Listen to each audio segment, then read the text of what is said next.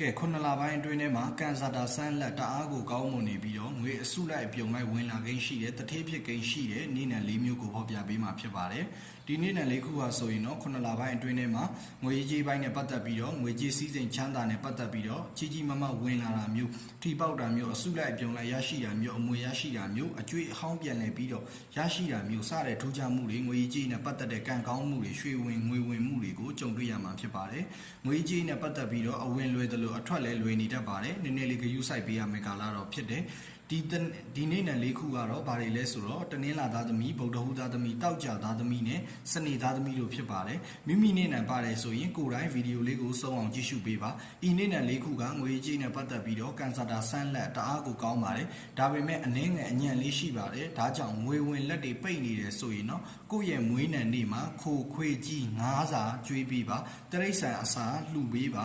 နော်